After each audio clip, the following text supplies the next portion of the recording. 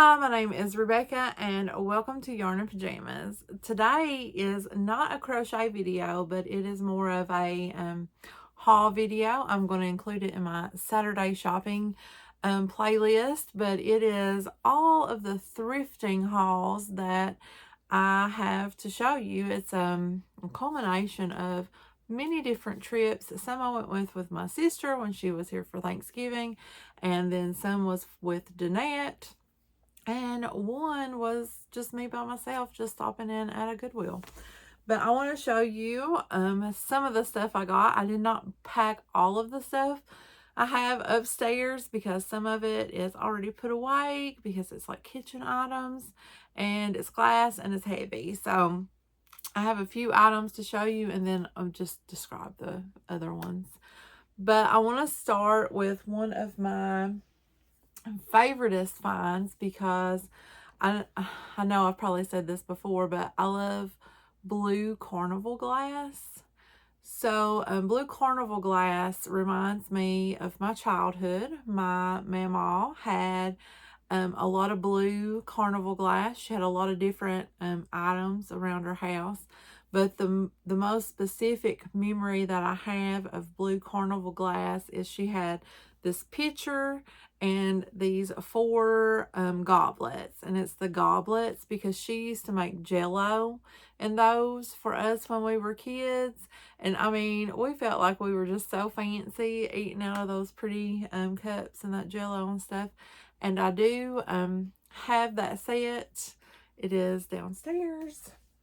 But one of the things that I found, and I was with Danette when I found this, it's called a biscuit tin, but it is this jar right here. And this is imperial glass. So the carnival glass is a bit darker and like more oil slick looking than most blue carnival glass. Like this is not the blue carnival glass that I remember as a child, but this is just beautiful. So when I saw it, I knew I had to have it because over the summer, I had went to a yard sale with my sister and found a bowl in this pattern. And I keep my lemons in the bowl downstairs. I didn't bring it upstairs because it was just so heavy. But I'm going to take that lid off so it will stop rattling. But it is this color and this pattern right here. I can't remember what this is called. But I do know that it's imperial glass. It has the imperial marking logo on it. So, you know, me and my sister always research, you know, glass when we find it and try to find like where it's from, who made it, and what it's called and all that stuff. So one of the next things I want to show you was from my trip with my sister. Well, a lot of this is from that. But it is, grab it, it's glass. Told you we bought a lot of glass. It is this glass bowl right here. It's clear and the lid has got this like acorn on it. And what I do with them is I put a tea light inside of them and turn it into like a little orb. So when I saw this one, I knew I had to have it because my sister had gotten me one from a yard sale, and it's this green one, and I just absolutely loved it. It has a tea light in it too. These sit downstairs under my TV, and when they're like glowing, it's just so pretty. I really love it. So I got this one. My sister said that she would get it for me, but she ended up getting me a lot of stuff that day. So I just went ahead and got this one for myself. Okay, so the next one I'm going to show you. This is like the original that kind of like started the whole thing off. Many moons ago, my dad gave this to me. And it is this swan like trinket box. It's blue and green. So pretty. It's with this little swan. I've had it forever. My dad found it. He's like, you know, he hunts and he goes out in hills. You find old homesteads that are no longer, you know, there. I think that he found this like buried in the ground, if I'm not mistaken. But we cleaned it up. It was in really, really good shape, and I've had it ever since. Now, my sister somehow ended up with it, and she was claiming it as hers, but we all know whose it was. Well, she was out at, I think, like a Goodwill, and she found this one. Look how cute it is. And she got it for me. So my goal is to, again, is to put tea lights in these and light them up. I think they're just so gorgeous when you do that. And tea lights, the not real ones, but the battery ones. I need a set of like rechargeable ones because I have so many things with tea lights in them now. She got me this beautiful one, and I was so happy to get it. And when we went out thrifting, when she was here for Thanksgiving, we found so many swans. It was crazy. Like, I have never seen this many swans before. Like, I've really never seen one before. Oh, this one has a tea light in it. So here is like an amber one that we found. Isn't she so pretty? Now, we did find out this is by the Cornett Glass Company. And this little thing right here is for a tube of lipstick. And I guess this was for like powder for whatever reason. Oh, this tea light is not strong enough to light up. I was going to show you guys them lit up, but it wasn't strong enough. So she bought me this beautiful amber one. She bought me this beautiful pink one. I have never seen a pink one before, and I was so excited when we found this because it was with a lot of like pink glass, and it was just sitting there. But this is it with a little tea light in it, and at night she just looks so much prettier with her tea light going. I gotta find somewhere really pretty to set my swans. So we have this one,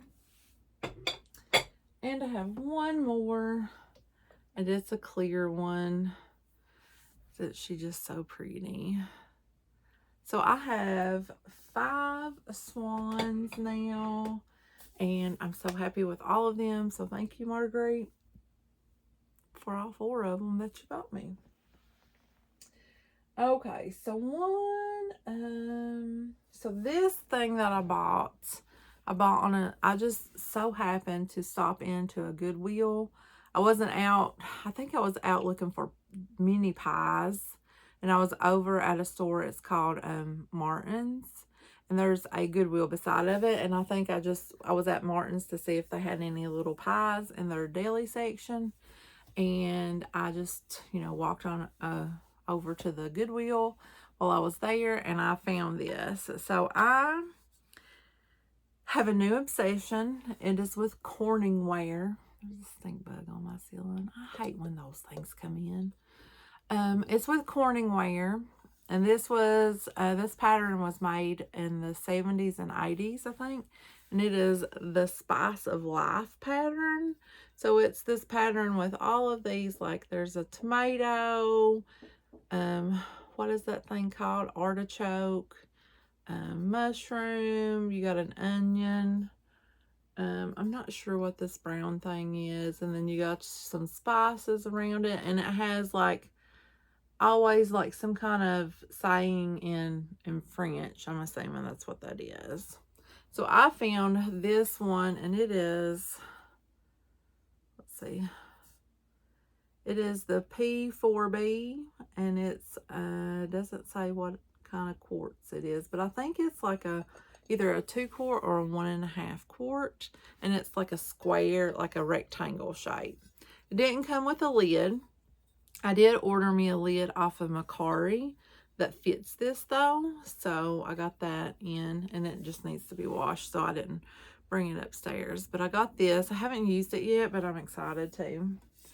So here's another nostalgia piece. Like when I had bought another one of these. It was a 1.5, like a square dish with dinettes.